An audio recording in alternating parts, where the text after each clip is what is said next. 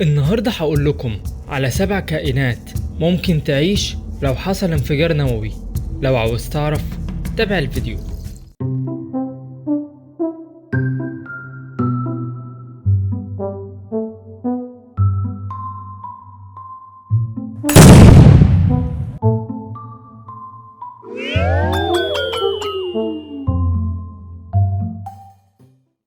كل الاحتمالات بتشير لاحتمالية حدوث حرب نووية للأسف، بس لو حصلت من هي الكائنات اللي ممكن تعيش بعد الحرب النووية؟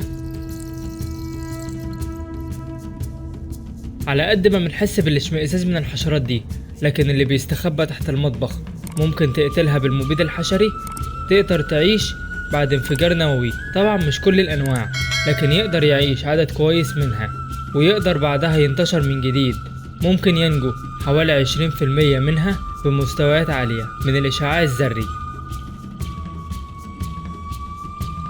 على الرغم ان مفيش دراسة بتأكد ده، بس المفترض ان العقارب تقدر تنجو من الهجمات النووية بشكل افضل من الكائنات التانية. ممكن العقارب تحمل مستويات عالية جدا من الاشعة فوق البنفسجية وبتنور لو تعرضت لها في الضلمة، وممكن للعقارب انها تتجمد وترجع للحياة مرة تانية. ممكن الحشرات الصغيرة دي انها تفضل على قيد الحياة لحد 64,000 راد. حجمها بيمنعها من امتصاص الاشعاع بشكل صحيح زي المخلوقات الكبيرة، وعلى الرغم ان دورة حياتها بتوصل 30 يوم، لكن لو في انفجار نووي فمن المحتمل انها تقدر تعيش لحد ما تنتهي دورة حياتها الطبيعية. المجموعة دي من الدبابير الطفيلية من اصعب الكائنات الحية، بحيث انها ممكن تحمل اشعاع اكتر من 300 مرة من اللي البشر يقدر يتحمله. ممكن لدبابير باراكونيداي تحمل حوالي 18 مليار راد. كانت قنبلة هيروشيما مليار راد بس، واكتشف العلماء حشرات نوع تاني من الدبابير ممكن تدريبها انها تشم وتحدد اماكن تواجد المواد القابلة للانفجار والمواد الضارة. معروفة برضو باسم الدب المائي أو دببة الطحالب، وهي مخلوقات مجهرية صغيرة جدا، واحدة من الكائنات الحية اللي بتعيش في أصعب الظروف المحيطة زي درجات حموضة متطرفة أو درجات حرارة ومية مرتفعة أو منخفضة جدا، وحتى في بيئة منخفض فيها الأكسجين. ونجد برضو في الظروف الفضائية العلماء بعتوا عينة منها للفضاء عن طريق رحلة فضائية ورجعت بسلام.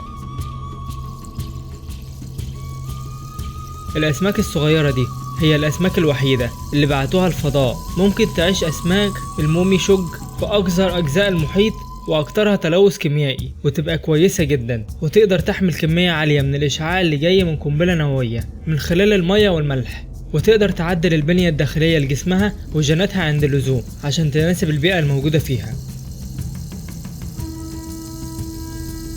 البكتيريا المجهرية دي هي أكتر الكائنات المقاومة للإشعاع. طب إيه هو مقدار الإشعاع اللي ممكن تتحمله؟ هي كمية غير محدودة يحتمل أن تكون. اتصدم العلماء بالاكتشاف ده من كام سنة لما اكتشفوا إن البكتيريا دي صلحت على طول أي تلف في الحمض النووي اللي من قنبلة نووية. في دراسات تانية بتبحث حاليا عن الكائن الحي ده عشان يساعد في علاج الأمراض اللي جاية من الإشعاع والأمراض التانية اللي ليها صلة بالبشر من خلال الحمض النووي ده.